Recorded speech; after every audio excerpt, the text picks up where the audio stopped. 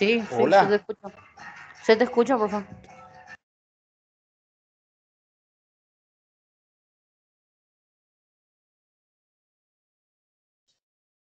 Espérate. Ahora sí. Hola. Sí. Hola, profe. Sí, ahí sí la escucho. Tenía en silencio mi... Ustedes me escuchan bien, ¿verdad? Sí, se te escucha bien. Sin problema. Bueno. Sí. Hoy vamos a estar viendo... Fíjense que nosotros estamos, digamos, evaluando todas las rutas metabólicas que puede incluir un hidrato de carbono y principalmente la glucosa. Y es así que hemos dicho lo del tema de la glicólisis, hemos definido lo que es una glicólisis, hemos visto las reacciones que involucra la glicólisis, la estequiometría de la reacción y luego de ahí fuimos a ver lo que era el glucógeno, ¿sí? Cómo se formaba el glucógeno, cómo se hidrolizaba el glucógeno, cuáles eran los mecanismos de regulación. Y ahora vamos a ver qué pasa con ese piruvato que ha ingresado o que ha, digamos, que se ha generado en la glicólisis. Vamos a ver dónde se va a parar. Entonces es muy importante que llevemos en cuenta eso, ¿verdad? Entonces es un poco lo que hoy vamos a estar tocando en la clase de hoy, ¿verdad? Vamos a tocar un poco qué pasa con ese piruvato que se ha formado, ¿sí? Luego de la glicólisis, ¿hacia dónde va? ¿Cuál es, digamos, lo ideal que hacia dónde iría?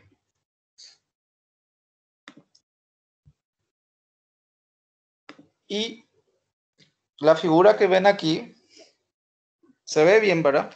No tienen problema con el gráfico, con la diapositiva.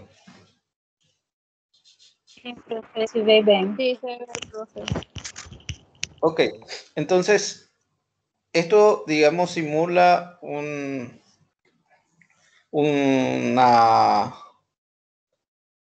¿cómo es que se llama? Un juego, ¿verdad? Que es una rueda que gira y que simula, digamos, a lo que vamos a ver que es el ciclo de Krebs. Pero fíjense, nosotros estamos tocando este punto en particular. La glucosa, a través de la glicólisis, llega a piruvato. Este piruvato que obteníamos en la glicólisis va a sufrir un proceso antes de convertirse en acetil-CoA. Y va a ser este acetil-CoA el que va a entrar o ingresar dentro de el ciclo de Krebs y va a generarse ahí todos los compuestos. También pueden generar acetil-CoA el aminoácidos, el ácidos grasos, todos ellos pueden generar acetil-CoA. Entonces, vamos a ver primeramente cómo ese piruvato se convierte en acetil-CoA para luego ingresar dentro del ciclo de Krebs. Y para ello se utiliza un complejo, que es un complejo que se denomina piruvato, en realidad es piruvato deshidrogenasa. Ahí dice descarboxilasa. Es piruvato deshidrogenasa. Es un complejo multienzimático que, como ven, es muy grande. Contiene varias enzimas, 3 enzimas, para ser más exacto, y una serie de coenzimas o cofactores que van a permitir transformar ese ácido láctico en perdón, ese piruvato en acetil-CoA. ¿Y cómo lo hace? Lo hace de la siguiente manera. El piruvato ingresa, digamos, al complejo piruvato deshidrogenasa y se une a una coenzima.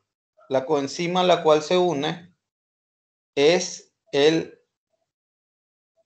PPT o TPP, tiamina difosfato. Esta es la primera coenzima que participa de la reacción. Entonces, el piruvato ingresa, se une al cofactor o a la vitamina tiamina difosfato, y esto ocurre dentro del complejo multienzimático, y la enzima que va a catalizar la reacción primera va a ser una enzima que se denomina piruvato deshidrogenasa. Lo que va a hacer este piruvato deshidrogenasa, fíjense que el piruvato tiene, digamos, dos grupos,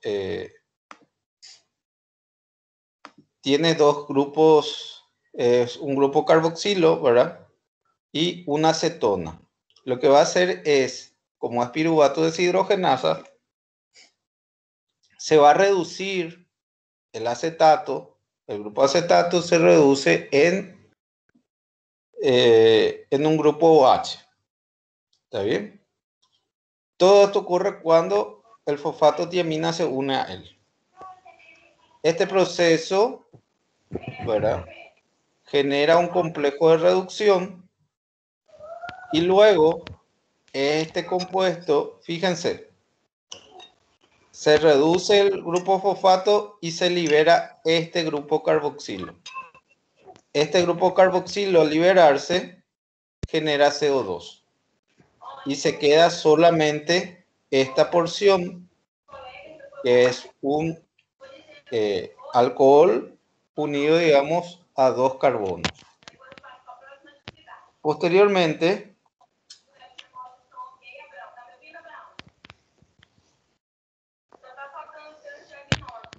estoy viendo. Carlos, seu microfone tá ligado. Sí, está prendido el micrófono.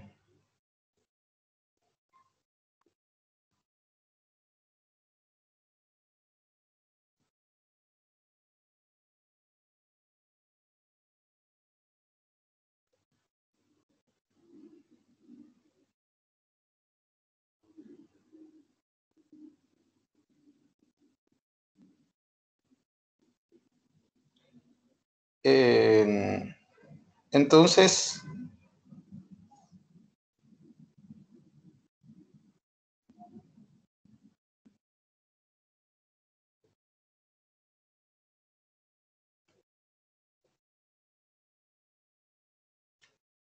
el piruvato se une al fosfatotiamina, eso genera una descarboxilación. La enzima que participa de este proceso, del primer proceso, que es la descarboxilación, se denomina piruvato deshidrogenasa, y esto genera este compuesto que es el hidroxiacil-tiamina difosfato. Este hidroxiacil-tiamina difosfato posteriormente va a transformarse o va a pasar a otra coenzima que es la lipoamida. Esta lipoamida va a agarrar este grupo, ¿sí?, y lo va a volver, digamos, a oxidar o a reducir, ¿verdad? Lo que hace que ese grupo, digamos, pierda protones y electrones, y posteriormente este acetil-lipoamida se una a la coenzima A. Y esta coenzima A va a traer, digamos, a este grupo acetil, y ahí es donde se genera el compuesto que se llama acetil-CoA. Este proceso ya se genera en la segunda enzima, que se denomina dihidrolipoamida deshidrogenasa o dihidrolipoamida acetiltransferasa, perdón. Dihidrolipoamida acetiltransferasa porque le transfiere al acetil-CoA el grupo acetil. O sea, al CoA le transfiere el grupo acetil y se forma acetil-CoA. Posteriormente, esta lipoamida tiene que volver a su estado original y para ello capta, digamos, capta electrones y protones que vienen o ceden, mejor dicho, electrones y protones al FAD que se convierte en FADH y este le transfiere al NAD y se convierte en NADH. Estos protones y electrones, al reducir, digamos, y a volver a su origen la lipoamida, hace que el ciclo se pueda reiniciar. Esta última enzima que participa de este proceso se denomina dihidrolipoamida deshidrogenasa. Entonces, tenemos tres enzimas que participan en el proceso. Una que libera el CO2, genera una descarboxilación y permite la unión al primer cofactor que es fosfato de tiamina o tiamina difosfato. Luego, y la enzima se denomina piruvato deshidrogenasa.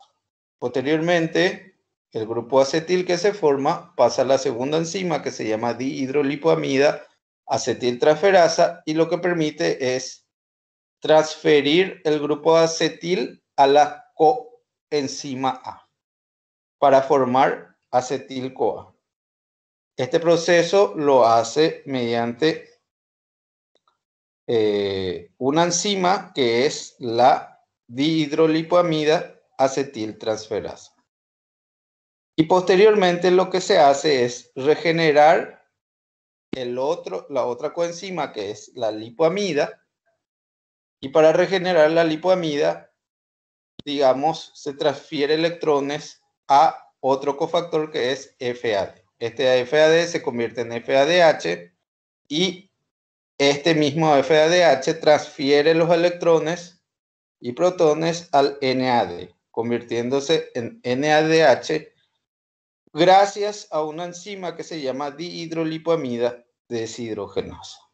Entonces, este complejo multienzimático para transformar piruvato en acetil-CoA es un complejo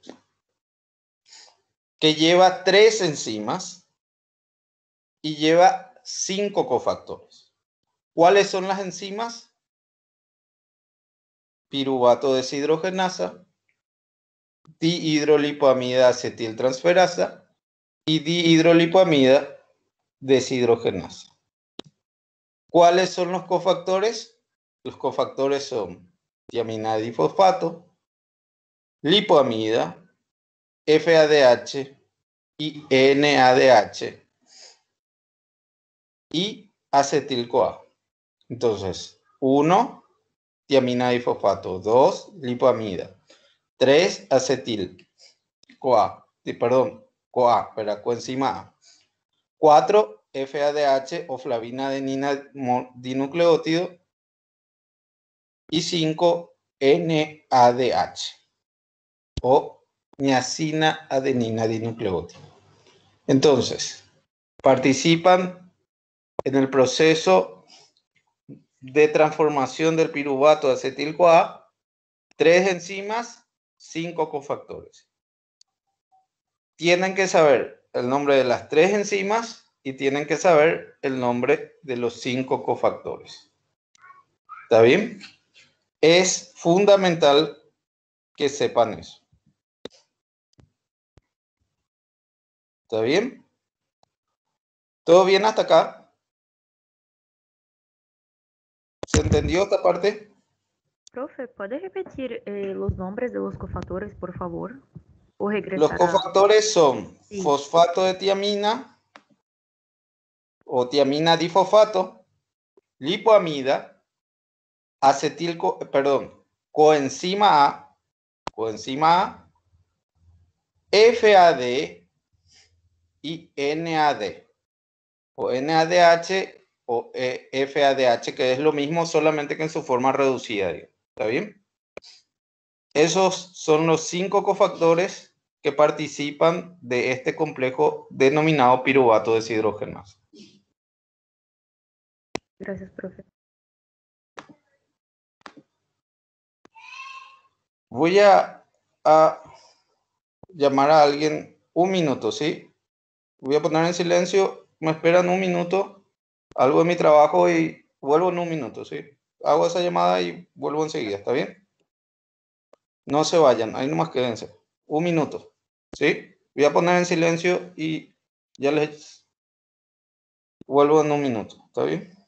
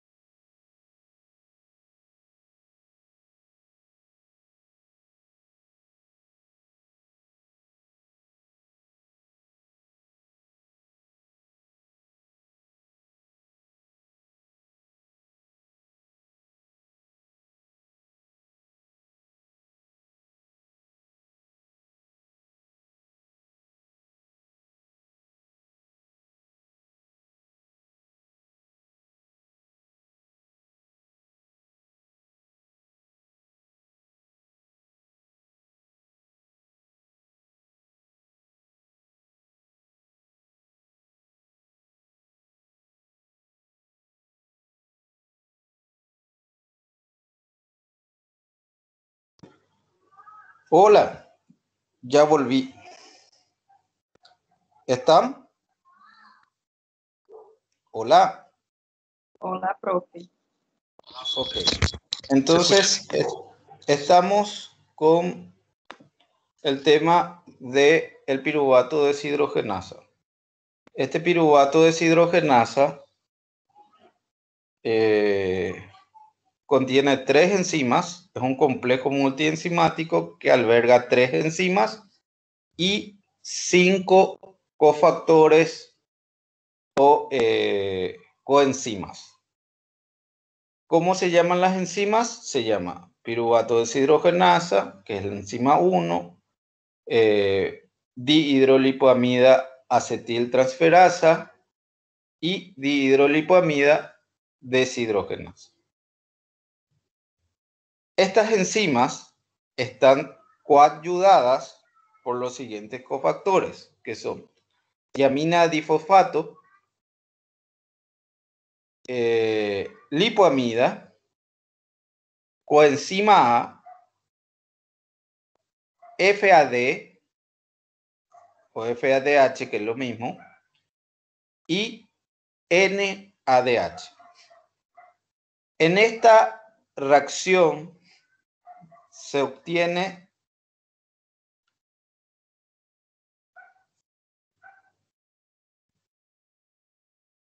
en total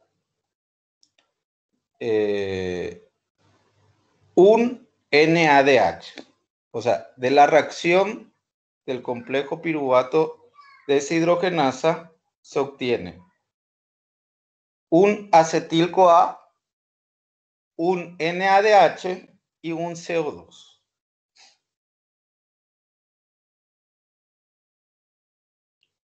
¿Está bien?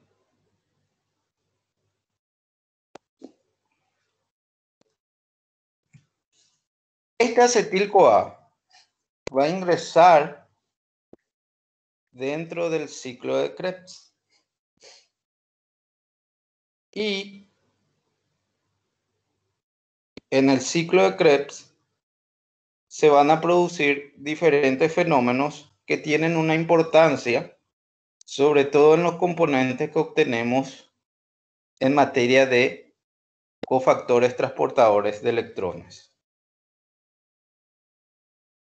Este acetil-CoA se une al oxalacetato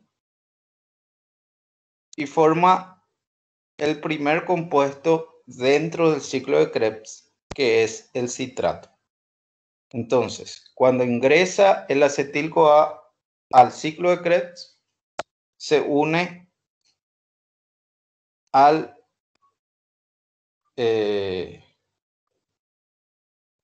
oxalacetato y forma citrato. Y lo hace a través de una enzima que es el citrato sintasa. En este proceso se absorbe agua y se libera coenzima A. Posteriormente, este citrato va a sufrir un proceso que se denomina isomerización,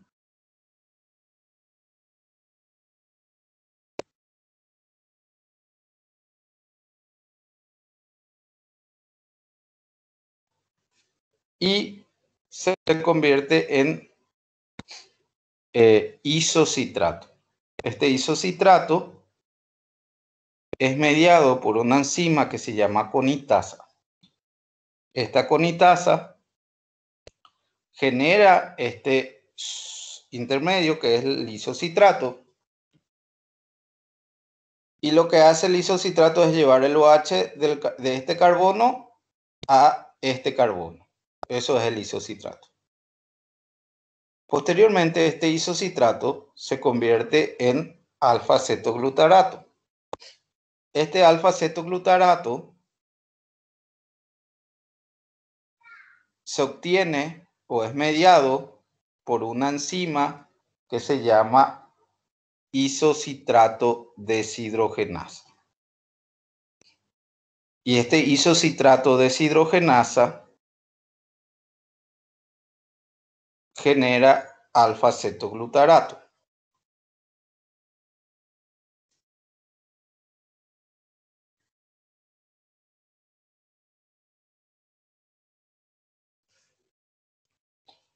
Y genera un NADH. El primer NADH que se forma ocurre en esta reacción.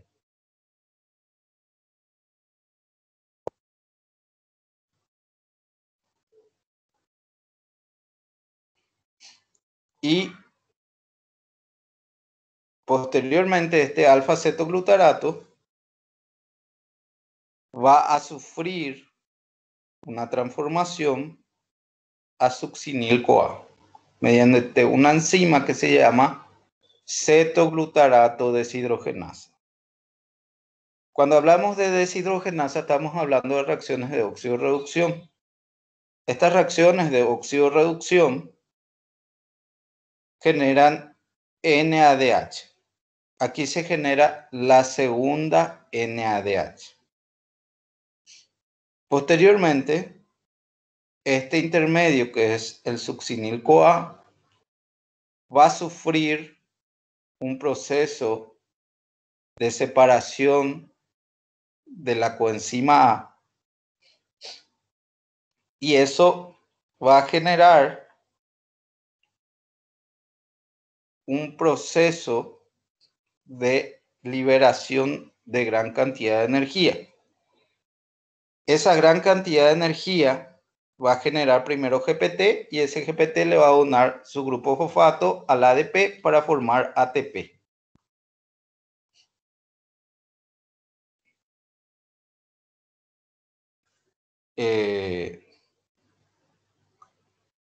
Ese GPT, ese ATP se va a utilizar directamente, digamos. Y es mediado por una enzima que se llama succinil-CoA sintetasa. Y este succinil-CoA sintetasa lo que hace es generar un producto que se llama succinato. Posteriormente, este succinato va a sufrir de nuevo una reacción de oxidorreducción a través de una enzima que se llama succinato deshidrogenasa.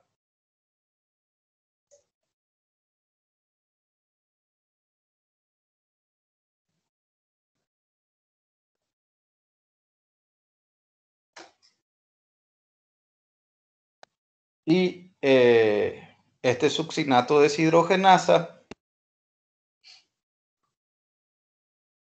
va a generar un compuesto que se llama fumarato. Este fumarato va a producir un FADH. Entonces, ¿cuál es la relevancia del ciclo del ciclo de Krebs? Más allá de poder generar un ATP, fíjense los intermedios que generan. Generan un dos NADH, un FADH hasta acá. Vamos a seguir. Este fumarato se va a convertir posteriormente en fumarasa y va a obtenerse malato. Y este malato posteriormente va a sufrir un proceso de malato deshidrogenasa a través de una enzima que se llama malato deshidrogenasa, va a volver a obtener oxalacetato. Y en ese intermedio se va a volver a generar otro NADH. Entonces, por cada vuelta del ciclo de Krebs obtenemos 3 NADH y un FADH, más un ATP directamente. ¿Cuál es la relevancia de obtener NADH? Las relevancias de obtener NADH es que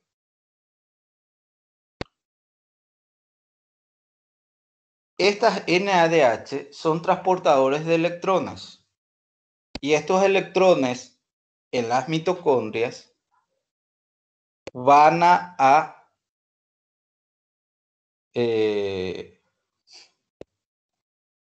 producir ATP. Entonces, cuando yo obtengo NADH, hay muchísimas probabilidades de que yo pueda obtener ATP en las mitocondrias. Y la relevancia del ciclo de Krebs es que me generan 3 NADH. Y eso es muy, muy importante.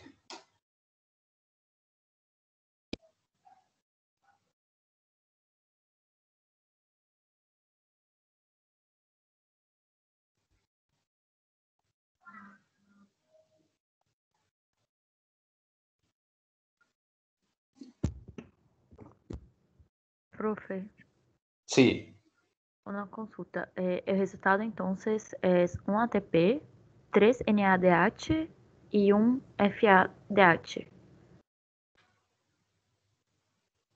es 3 NADH y un FADH.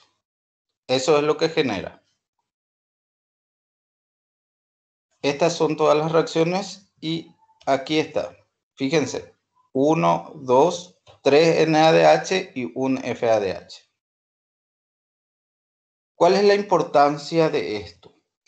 La importancia de esto es que por cada NADH yo puedo obtener ATP en las mitocondrias. De cada NADH yo obtengo 3 mitocondrias en 3 ATP en las mitocondrias por cada NADH. Entonces, de cada vuelta que haga el ciclo de Krebs, obtengo 3 NADH. ¿Está bien?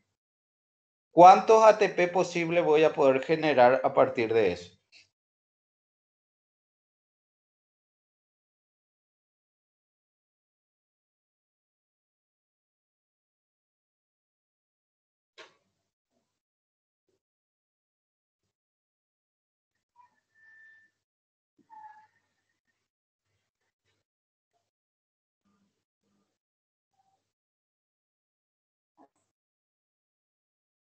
¿Cuántos ATP voy a poder obtener de los 3 NADH que obtuve de el ciclo de Krebs? Por cada NADH obtengo 3 ATP en las mitocondrias. Si tengo y genero 3 NADH, por cada uno genero 3 ATP, ¿cuántos ATP posible puedo generar de estos 3 NADH? 9, ¿sí? El FADH me permite obtener 2 ATP. Entonces, yo ya puedo obtener 9 de los 3 NADH.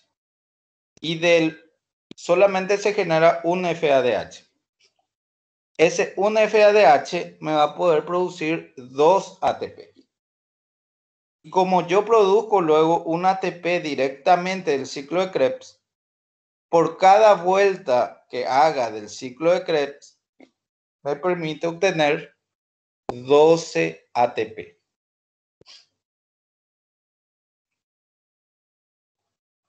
¿Está bien? 12 ATP posibles. Uno lo que obtengo directamente, pero puedo obtener 12 ATP.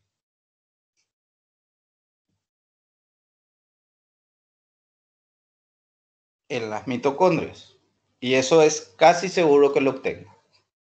Entonces, fíjense la relevancia del ciclo de Krebs. Más allá de saber, digamos, qué compuestos se van formando en los diferentes intermediarios y cuáles son las enzimas que participan, la importancia del ciclo de Krebs radica en que se pueden generar muchos ATP. Y de hecho, el piruvato va a tomar la decisión, o sea, el cuerpo, el organismo va a tomar la decisión de hacer que ese piruvato vaya al ciclo de Krebs cuando yo demando o requiero energía. Si yo no requiero energía, ese piruvato se va a transformar en grasa.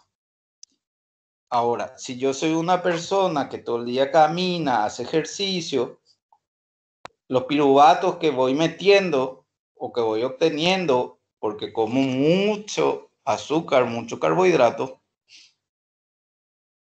lo voy a ir metiendo, digamos, en el organismo, y ese piruvato, si gasto la energía, se va a ir a parar en el ciclo de Krebs. ¿Por qué? Porque en el ciclo de Krebs yo obtengo bastante energía o bastante compuestos transportadores de electrones que me van a generar energía en las mitocondrias. ¿Dónde se origina o dónde se produce el ciclo de Krebs? Se produce en la matriz mitocondrial. La glicólisis, ¿dónde ocurre? La glicólisis ocurre en el citosol.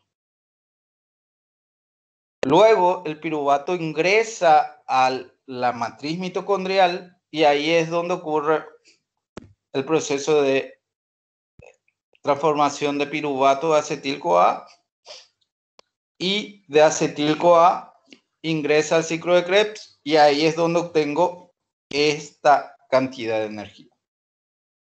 O sea, estos componentes que me van a generar en las mitocondrias esta cantidad de energía.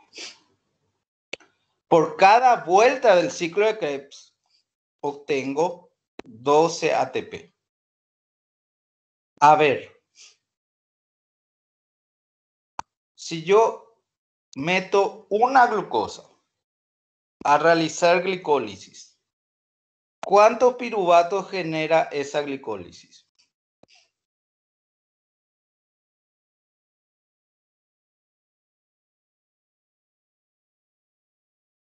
Dos piruvatos. ¿Cuánto? 2 piruvatos. 2 piruvatos. Si esos 2 piruvatos van al ciclo de Krebs, ¿cuántos ATP posibles puedo obtener en el ciclo de Krebs a partir de una molécula de glucosa? Posibles 24. 24, excelente. ¿Por qué? Porque la glicólisis genera 2 piruvatos y por cada vuelta que haga en el ciclo de Krebs voy a obtener 12. O sea, son 2 ciclos que va a ser 24. 24 ATP posibles solamente en el ciclo de Krebs.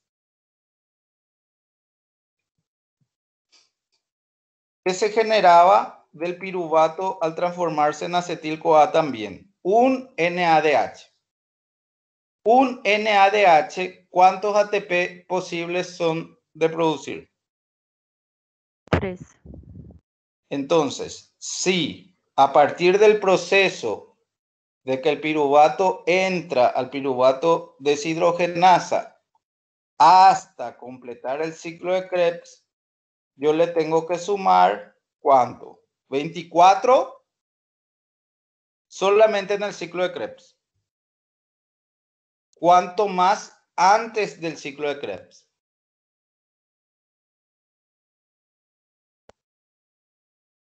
En este proceso, piruvato ingresa para generar acetil-CoA. Me genera por cada piruvato un NADH. ¿Cuántos piruvatos van a entrar si viene de la glucosa? Me van a generar 2 NADH en este proceso.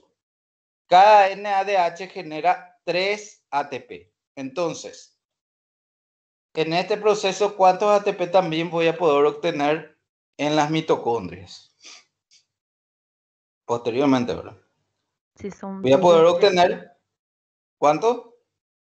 si son 2 NADH serían 6, entonces, en ese proceso. 6 ATP más los 24 que obtengo acá.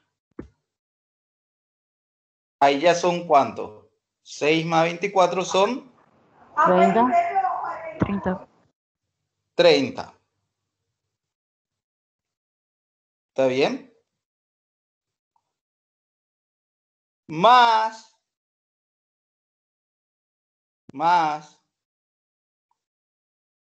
¿cuántos ATP obtuve directamente de la glicólisis? 4. 4 ATP.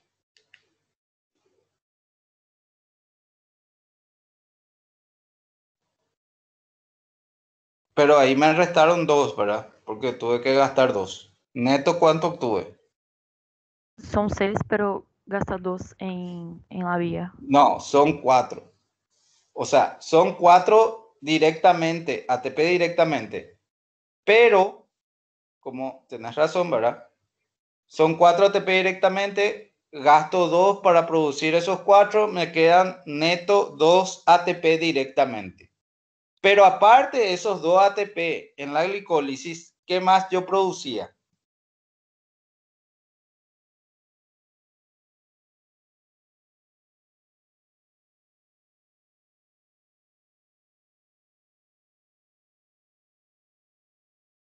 ¿Qué más yo producía?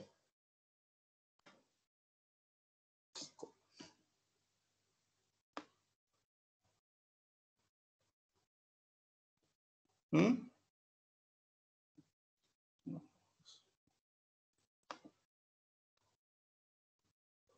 No me acuerdo, profe. Y producía 2 piruvatos y producía ¿cuántos NADH? NADH 6 en total.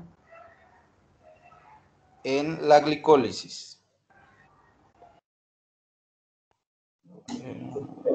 2, profe, 2 NADH. 2. Entonces esos 2 NADH, ¿cuántos ATP me van a poder producir? 6. 6. 6 más 2 que produzco directamente son 8. Más los 30 que puedo producir, me terminan generando ¿cuánto? 32 en total. Neto. 32. Digo, 38. 38 a 40 ATP yo puedo producir solamente de la glicólisis si entra al ciclo de Krebs. Y eso lo tengo. Voy a mostrarle bien el.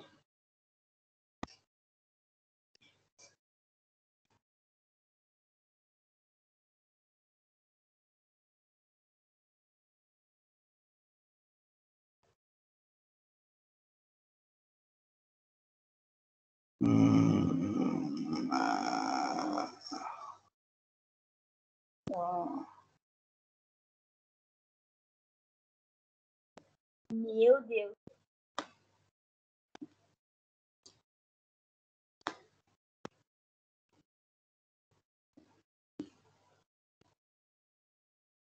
Creo que ya está.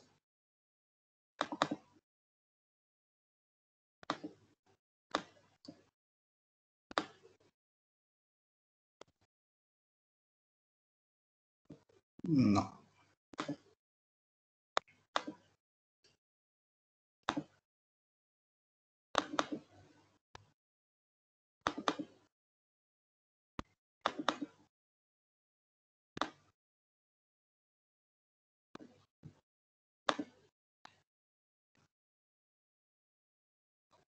Bueno, voy a abrir un Excel y vamos a trabajar ahí.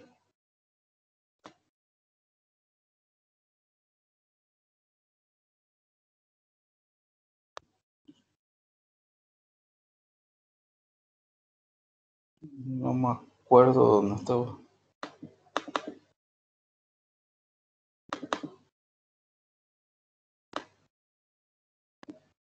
Acá está. Pues.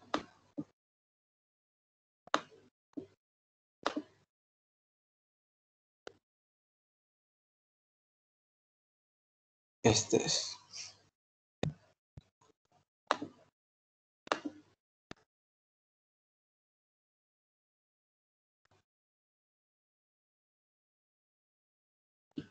No, no, no.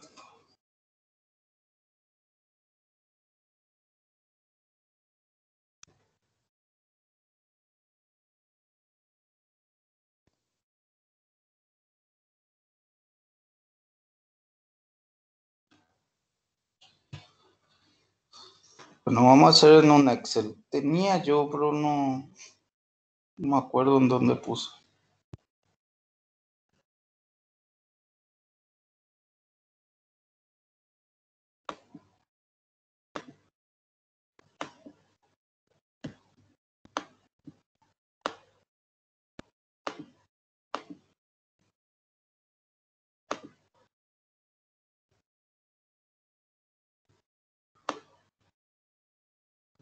No, a ver.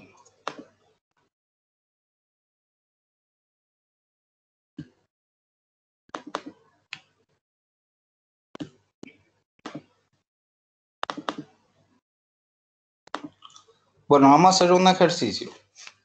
A ver. Glicólisis.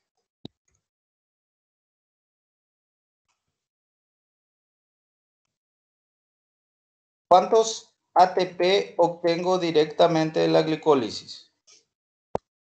4 ATP. Neto. ¿Cuántos ATP neto? 6 ATPs. ¿Mm? 6 ATPs ao total. E 4 Neto obtengo 2 ATP. 2 ATP. ¿Cuántos NADH obtengo de la glicólisis? 2 NADH. ¿Cuántos van a equivaler esos 2 NADH?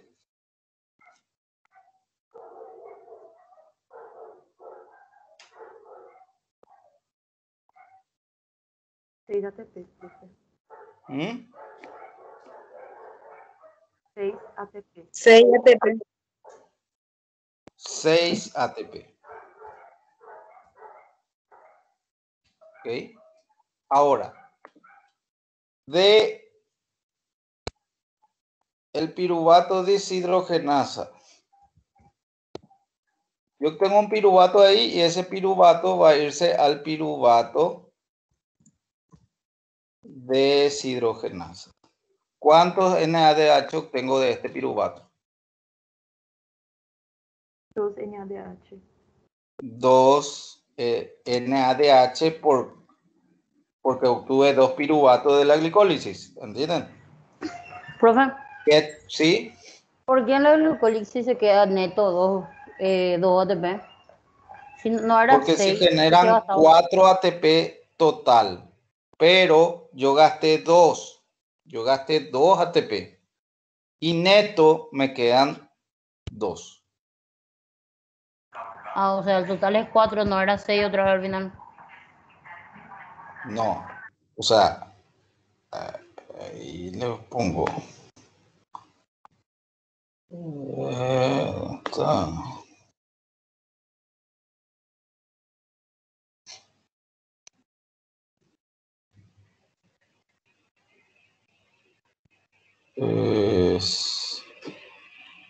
Esta es la glicólisis. De la glicólisis, yo obtengo esto.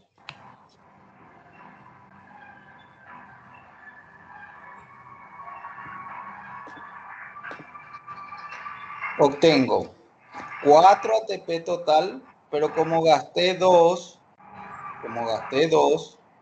neto me quedan 2 ATP, más 2 piruvatos, más 2 NADH.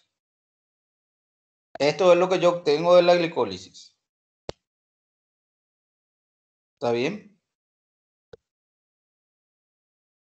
Esto es lo que yo obtengo. 2 ATP neto más 2 NADH.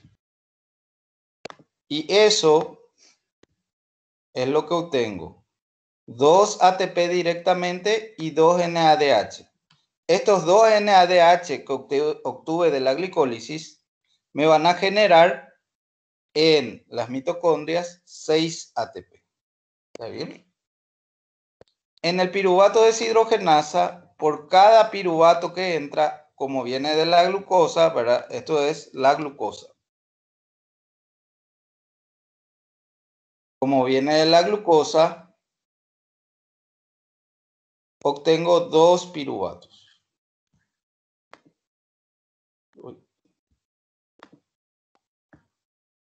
Obtengo 2 piruvatos, 2 ATP neto directo y 2 NADH.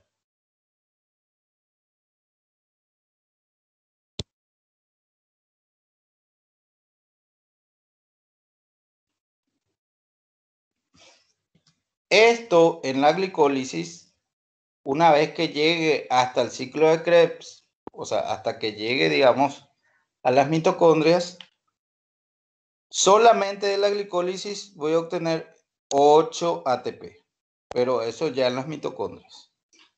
De este piruvato de deshidrogenasa, en las mitocondrias voy a poder obtener 6 ATP. Acuérdense que por cada NADH obtengo 3 ATP en las mitocondrias. Y del ciclo de Krebs,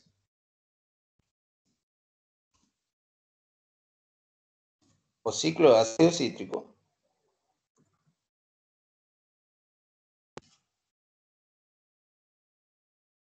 obtengo ¿qué cosa? ¿Cuántos ATP, cuántos NADH obtengo? 3. 3 NADH. Me van a generar ¿cuántos ATP posibles? 9 ATPs posibles. 9 ATP posibles. ¿Qué más obtengo? Obtengo un FADH. Que me van a generar ¿cuántos ATP? 2 ATPs. 2 ATP. Y obtengo directamente un ATP de la reacción. Pero esto es cuando tengo solamente, digamos, un ciclo de Krebs. ¿Qué es lo que pasa? A ver, ¿qué pasa?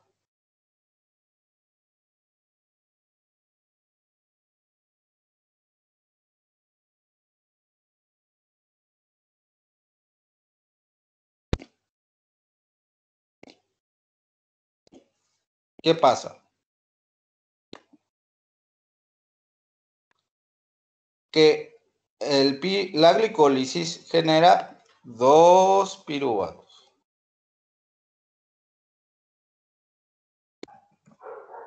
Entonces, este ciclo de Krebs, yo tengo que multiplicar todo por 2, porque va a hacer 2 vueltas al ciclo de Krebs por cada piruvato. Entonces, acá, digamos, yo tengo que multiplicar todo por 2.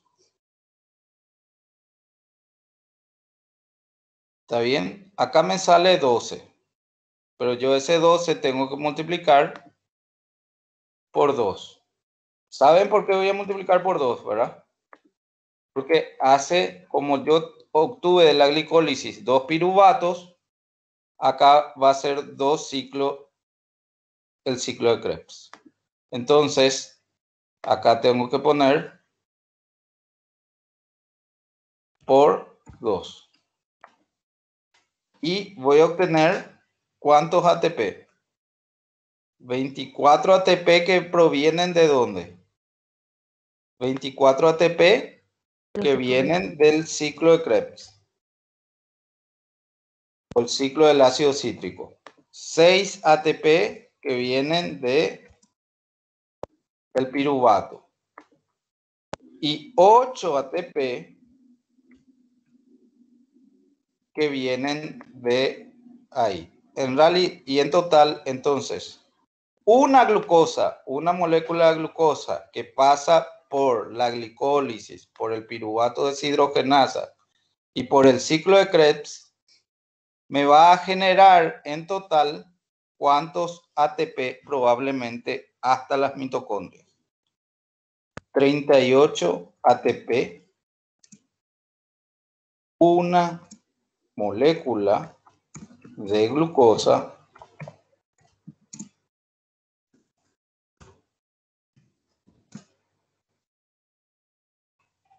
hasta el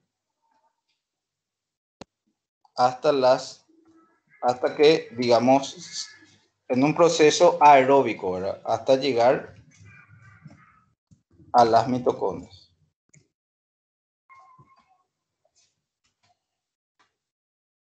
Este es la cantidad de ATP que yo quito de una glucosa. Pero en un sistema aeróbico, ¿qué significa? Que llegue hasta las mitocondrias. ¿Se entendió? De la glicólisis solo, yo puedo obtener 8 ATP. Como la glicólisis genera 2 piruvatos, en el piruvato de deshidrogenasa voy a obtener 2 NADH. Y voy a obtener 6 ATP probables. Del ciclo de Krebs, por cada ciclo de Krebs, obtengo 12 ATP probables hasta las mitocondrias. Y eso, como son 2 piruvatos, lo multiplico por 2 y me quedan 24 ATP. Entonces, cuando la glucosa entra a realizar todos estos procesos, soy capaz de obtener 38 ATP. ¿Se entendió? Ahora sí, profe. ¿Mm? Ahora sí, yo había entendido que en la glucólisis hacía 6 ATPs, no sé por qué, pero ahora ya cogí en mis anotaciones. Sí. No, en la glicólisis solo se generan 2 ATP directamente. Voy a poner en rojo cuántos ATP se generan en un estado anaeróbico, digamos. En un estado anaeróbico yo puedo generar solamente esta cantidad de ATP. 2 ATP directamente de la glicólisis neto, ¿verdad? Más un ATP que obtengo directamente del ciclo de Krebs. Ahora, todas las demás ATP lo tengo que obtener en un sistema aeróbico porque tienen que necesariamente estos compuestos llegar hasta las mitocondrias para poder generar esos ATP. Pero esta es la conclusión. Una glucosa, una vez que ingrese en la célula y en un proceso aeróbico, es capaz de producirme hasta 38 ATP. ¿Quedó claro eso?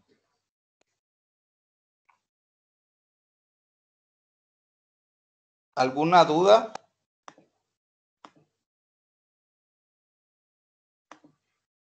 No, profe.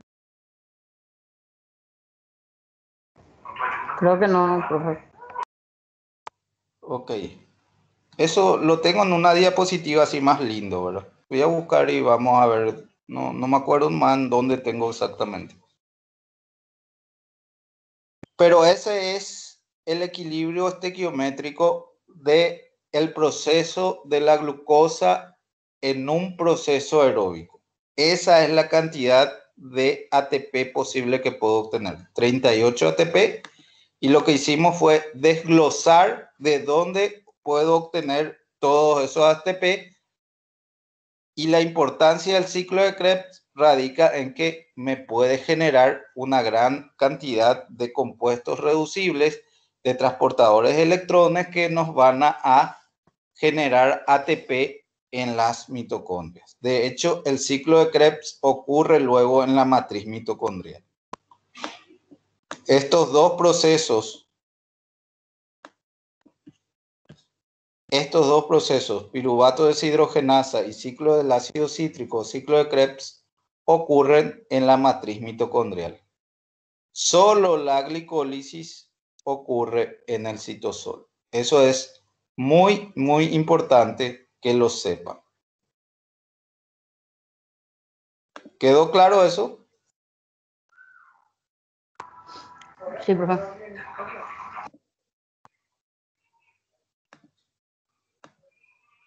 Ok. Vía de las pentosas. Y vamos a ver si... Esto es corto.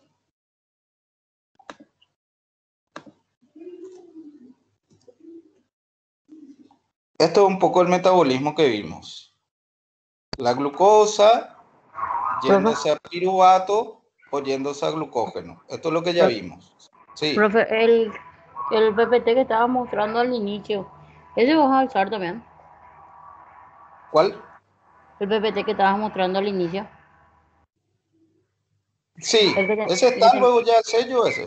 Ese y este No, ya están. este es lo que está, el otro no está. Bueno, voy a poner, pero para mí que puse en una carpeta puse. No sé si se puede ver en la carpeta los dos. Ah, voy a fijarme, voy a fijarme. A ver. Ah, porque en una carpeta puse los dos. Fíjense lo que ya vimos. Ya vimos glucosa yéndose a piruvato por glicólisis y glucosa yéndose a glucógeno. En ambos procesos, en ambas direcciones, glucógenogénesis y glucógenolisis. Lo que vamos a hacer ahora es ver una vía alternativa. Ahora ya vimos este acetil-CoA y ya vimos todo lo que genera el ciclo de Krebs. Lo que vamos a hacer ahora es ver estas vías de las pentosas, ¿sí? Y nos va a faltar solamente esta vía, la gluconogénesis, de piruvato a glucosa, que también es corto.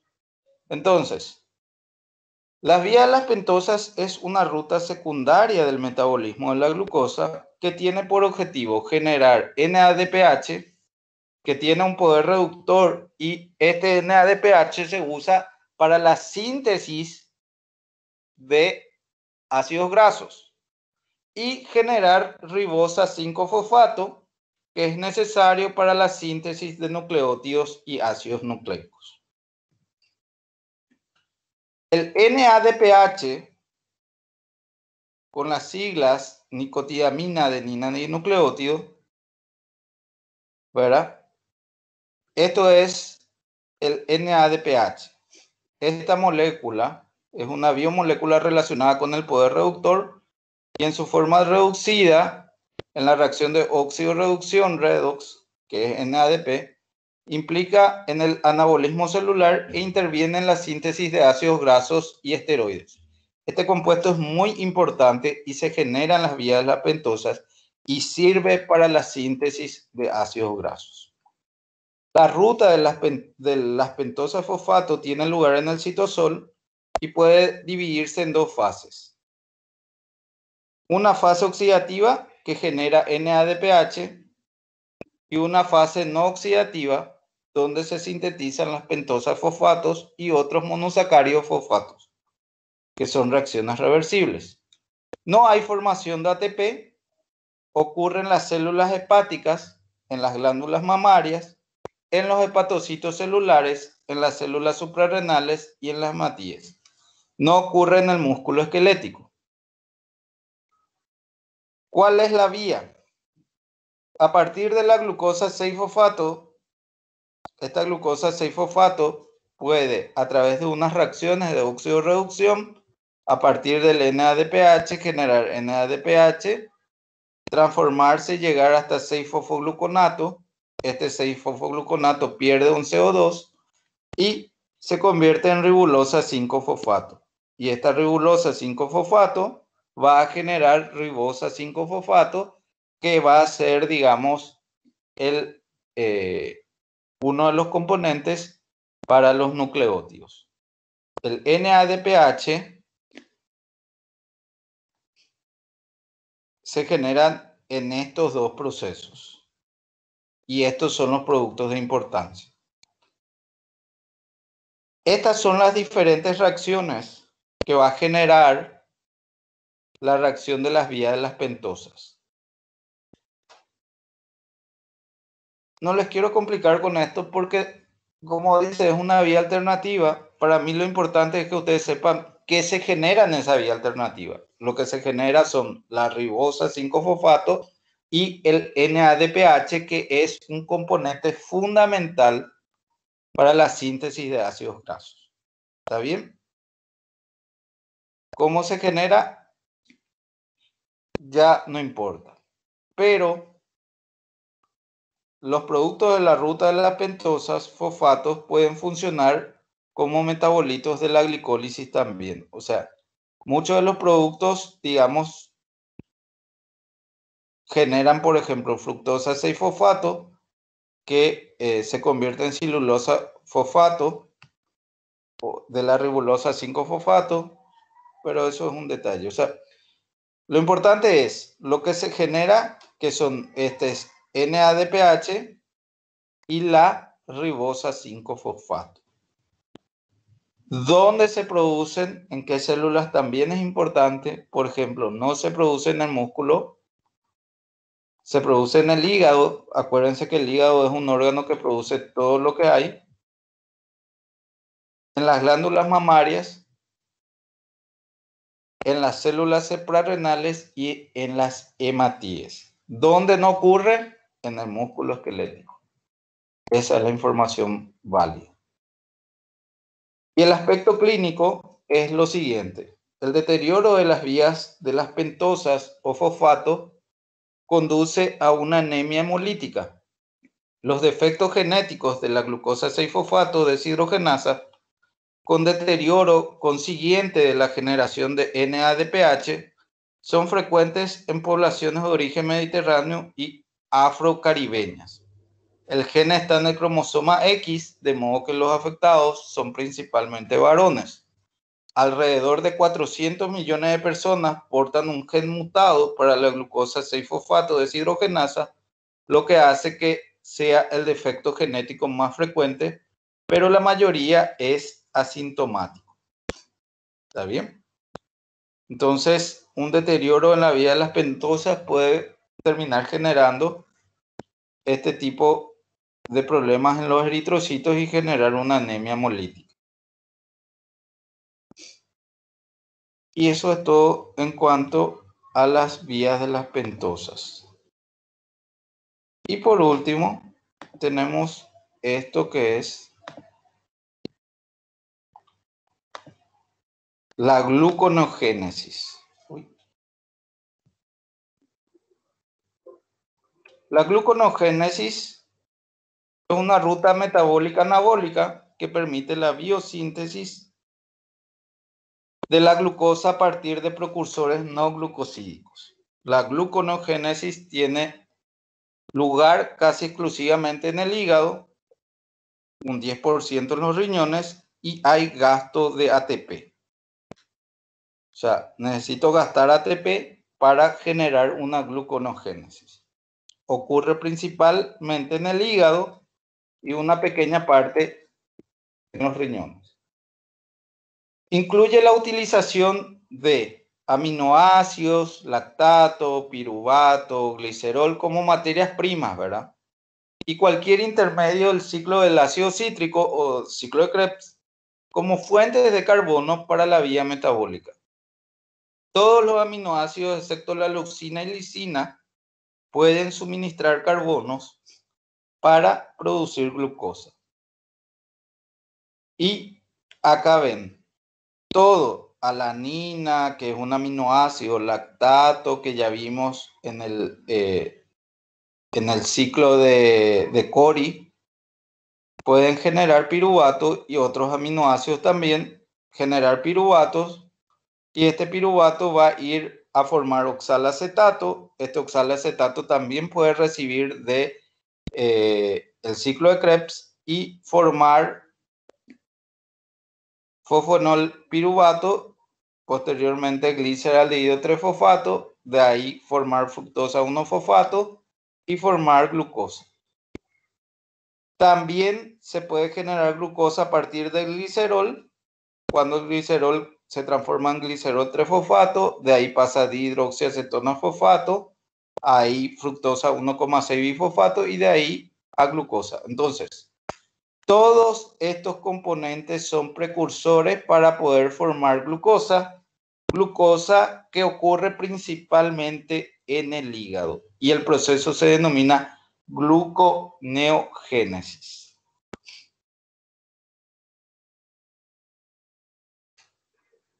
Las reacciones más relevantes de la gluconeogénesis son la conversión de piruvato en fosfonol piruvato y la conversión de fructosa 1,6 bifosfato en fructosa 6-fosfato.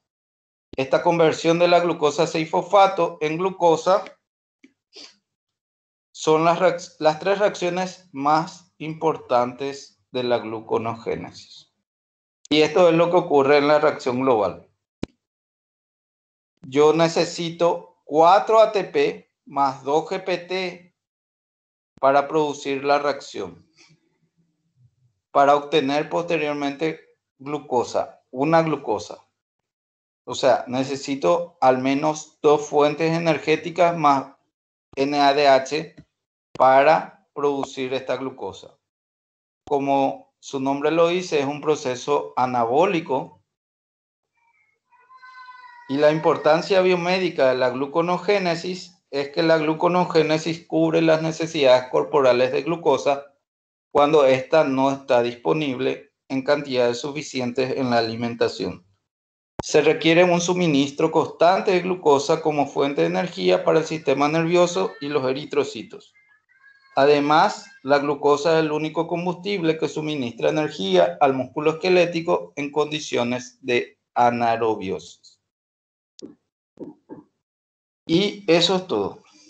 La glucosa es precursora del azúcar de la leche en la lactosa, en las glándulas mamarias, y la capta activamente el bebé. Por otro lado, los mecanismos gluconogénicos se utilizan para depurar los productos del metabolismo a otros tejidos desde la sangre, por ejemplo el lactato producido por el músculo y los eritrocitos y el glicerol que se forma continuamente por los tejidos adiposos. La regulación de la gluconogénesis es crucial para muchas funciones fisiológicas, pero sobre todo para el funcionamiento adecuado del tejido nervioso. El flujo a través de la ruta debe aumentar o disminuir en función del lactato producido por los músculos, de la glucosa procedente de la alimentación o de otros procesos gluconogénicos. La gluconogénesis está controlada en gran parte por la alimentación. Los animales que ingieren abundantes carbohidratos presentan tasas bajas de gluconogénesis, mientras que los animales en ayunas o los que ingieren pocos hidratos de carbono presentan un flujo elevado de esta ruta. Dado que la gluconogénesis sintetiza glucosa y la glicólisis la cataboliza, es evidente que la gluconogénesis y la glicólisis deben ser controlados de manera recíproca.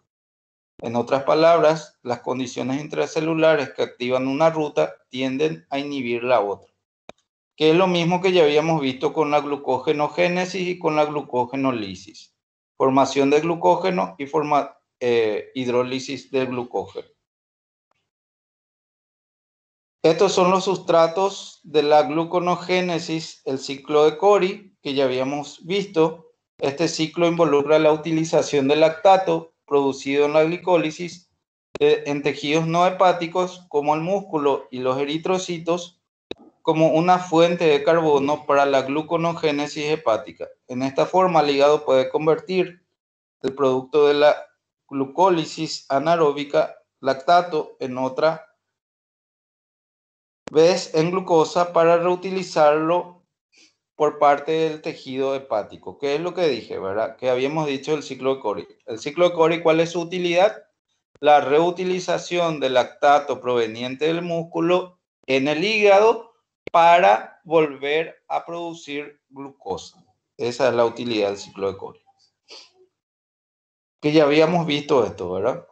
Cómo pasa el lactato del músculo a la sangre, de ahí al hígado, y del hígado a través de la gluconogénesis genera glucosa que va a ser reutilizado, va a pasar a la sangre, de ahí al músculo, y ahí va a ocurrir de nuevo el proceso de la glicólisis que va a generar piruvato y por un proceso de fermentación va a generar lactato. Y este es otro ciclo que vamos a ver. Este ciclo vamos a ver en la parte de aminoácidos, como también, al igual que el ciclo de Cori, se utiliza este aminoácido que es la alanina para obtener glucosa. Es utilizado primariamente como mecanismo para que el músculo esquelético elimine nitrógeno al mismo tiempo que permite su llenado de energía. La oxidación de la glucosa produce piruvato que puede ser transmitida a alanina. Esta reacción es catalizada por alanina transaminasa ALT. Veremos este ciclo mejor en el metabolismo de aminoácidos, ¿sí? Y eso es todo. La idea es, sobre todo, que ustedes sepan que existen estos procesos como la vía de las pentosas, la gluconogénesis. Me interesa mucho que sepan hacer estos cálculos porque obtuve estos 38 ATP. Y nada más. Para el examen va a entrar todo lo que dimos sobre metabolismo, la introducción al metabolismo, todos los conceptos de metabolismo, enzimas y todo lo que vimos a partir de los hidratos de carbono, ¿verdad? Todos los procesos que vimos con los hidratos de carbono, ¿verdad? Todas las vías metabólicas. Vimos glicólisis, gluconogénesis, vimos hoy el ciclo del ácido cítrico, vimos la vía de las pentosas, gluconogénesis y vimos también glucogenogénesis. Más todo lo que implica el proceso por el cual la glucosa de la dieta ingresa al metabolismo, cómo ingresan a través de los GLUT, el tema de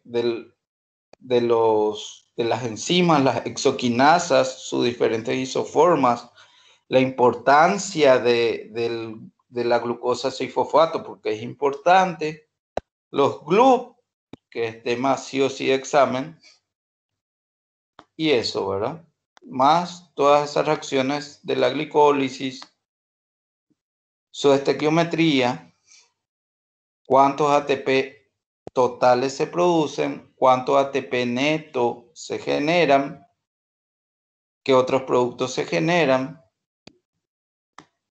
Y lo mismo para el ciclo de Krebs, para la gluconogénesis, esta tabla de regulación que vimos ayer, cómo se regula la glucógeno, la síntesis de glucógeno y la hidrólisis de glucógeno. Y eso. Solamente eso va a entrar en el examen.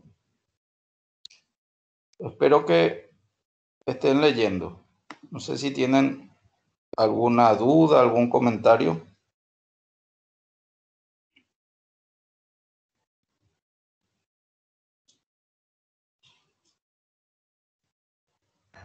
Creo que no, hay que estudiar nomás ya full ahora. Ahora, sí. Profe, ¿cuántos puntos va a ser el examen? No creo que sea más de 20. Bueno, está Selección múltiple.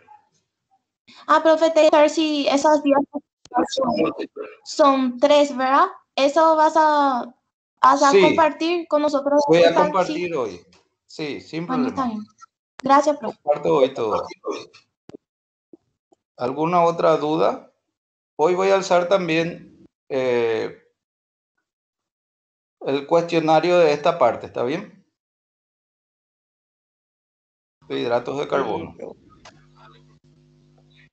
Ok, entonces que tengan un buen fin de semana y nos vemos el otro miércoles. Dale, profe, estamos. Dale, hasta Gracias. la otra semana. profe. Chao, chao. Gracias, profe. Chao, chao. Profe. Chao, chao, profe.